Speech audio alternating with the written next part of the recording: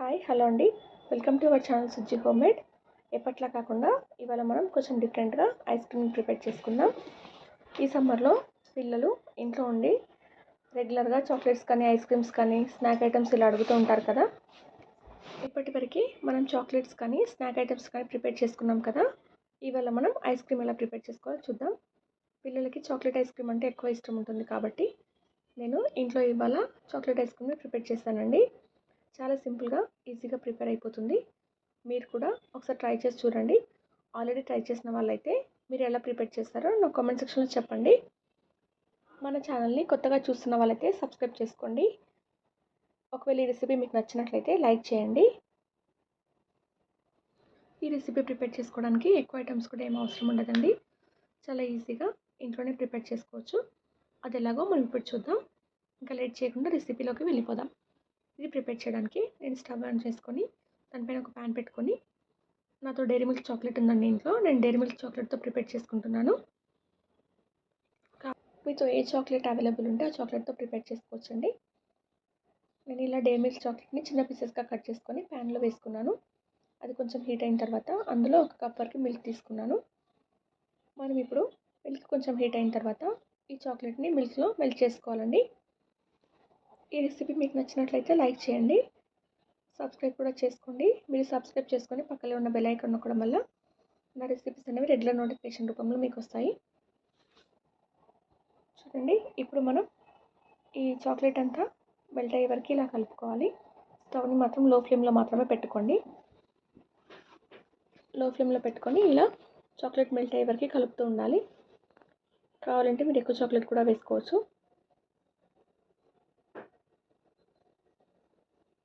మీరు నా ఛానల్ని కొత్తగా చూస్తున్నట్టయితే నా ఛానల్లో ఉన్న రెసిపీస్ అన్నీ ఒకసారి చూడండి.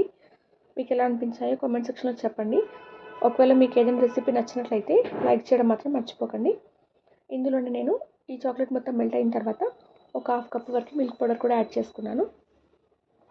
మనం మిల్క్ పౌడర్ యాడ్ చేయడం వల్ల చాక్లెట్ ఐస్ క్రీమ్ అనేది టేస్ట్ చాలా బాగుంటుంది. అందుకని నేను ఒక కప్ వరకు మిల్క్ పౌడర్ యాడ్ చేసుకున్నాను. ఆ తర్వాత ఒక హాఫ్ కప్ వరకు షుగర్ కూడా వేసుకున్నానండి. షుగర్ మొత్తం మెల్ట్ అయ్యే వరకు ఇలా మొత్తం మిక్స్ చేసుకోవాలండి. ఇలా మిల్క్ పౌడర్ షుగర్ మొత్తం ఇందులో కలిసిపోవాలి. ఇలా మొత్తం మిక్స్ చేసుకున్న తర్వాత దీన్ని ఒక 2 మినిట్స్ వరకు ఇలా హీట్ చేసుకున్న తర్వాత స్టవ్ ఆఫ్ చేసి పెట్టుకోవాలి. చూడండి, మొత్తం మెల్ట్ అయిపోయింది కదా. ఇది కొంచెం థిక్ ఫామ్లో అవుతుంది. చల్లారిన తర్వాత మీ దగ్గర అయితే ఏ ఐస్ క్రీమ్ మాల్స్ ఉంటాయో అందులో దీన్ని వేసుకోవాలండి. ఈ చాక్లెట్ మిల్క్ని మీరు ఐస్ క్రీమ్ ఎందులో అయితే ప్రిపేర్ చేసుకుంటున్నారో దాంట్లో వేసుకోవాలి. నా దగ్గర అయితే ఐస్ క్రీమ్ మాల్స్ అయితే ఉన్నాయండి. నేను వాటిలోనే వేసుకుందాం అనుకుంటున్నాను. చూడండి, ఈ ఐస్ క్రీమ్ మాల్స్లో వేసుకున్నాను నేను సిరప్ అనేది. మీరు కావాలంటే మీ దగ్గర అవైలబుల్ ఉంటే కప్లో కానీ మీకు ఏ షేప్లో ఐస్ క్రీమ్ కావాలంటే అందులో వేసుకోవచ్చు. నేనైతే నా దగ్గర ఉన్న ఐస్ క్రీమ్ మాల్స్లో వేసుకుంటున్నాను.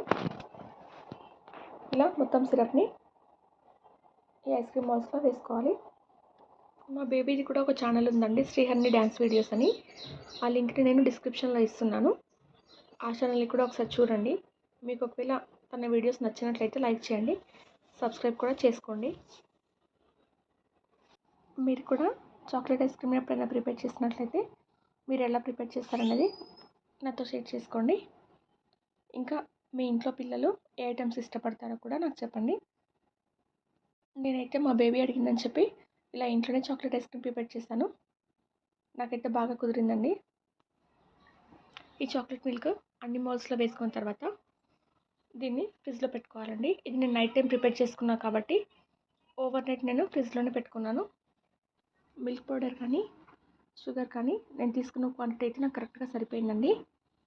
నేను తీసుకున్న క్వాంటిటీకి నాకు 5 ఐస్ క్రీమ్ మౌల్స్ ఫిల్ అయ్యాయి. చూడండి, ఇవన్నీ ఫిల్ అయిపోయిన తర్వాత దీనికి క్యాప్స్ పెట్టుకొని ఫ్రిడ్జ్లో పెట్టుకొని నెక్స్ట్ డే ఓపెన్ చేసి చూడండి, మీకు ఐస్ క్రీమ్ అనేది ఈజీగా ప్రిపేర్ అయిపోతుంది.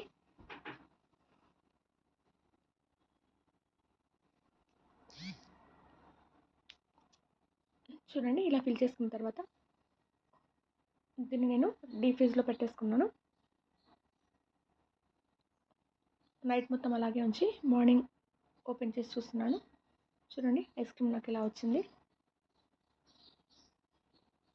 మీరు కూడా ఇలా ప్రిపేర్ చేసుకొని మీకు ఎలా వచ్చిందని నా కామెంట్ సెక్షన్లో చెప్పండి. Thank you for watching.